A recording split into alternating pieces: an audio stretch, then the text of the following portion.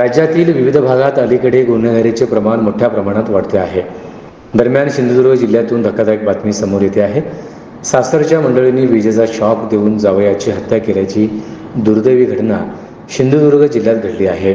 सोमवारी सकाळी घडलेल्या या घटनेमुळे खळबळ उडाली आहे। या प्रकरणी पोलिसांनी आरोपी पत्नीसह तिघांविरुद्ध गुन्हा दाखल केलाय। वसंत उर्फ सागर प्रभाकर भगे वर्ष 32 असे मृत तरुणाचे नाव आहे। याबाबत मिळालेल्या माहितीनुसार वसंत हा कुडाळ तालुक्यातील माणगाव तळेवाडी येथील रहिवासी होता। काल त्याचा मृतदेह सासरवाडी येथील एका नर्सरीत आढळून आल्याची धक्कादायक बाब उघडकीस आली आहे।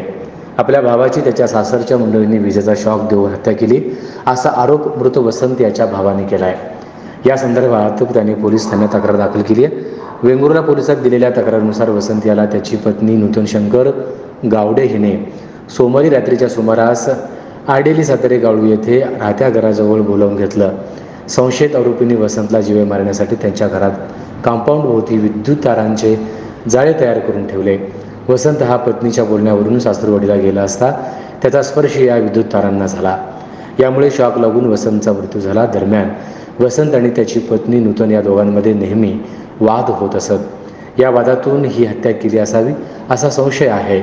या प्रकरणी वेंगुर्ला पोलिसांनी वसंत यांची पत्नी नूतन सासरे शंकर गावडे आणि सासू पार्वती गावडे यांच्यावर खुनाचा गुन्हा दाखल केला असून तिघांनीही चौकशीसाठी ताब्यात घेण्यात आला आहे।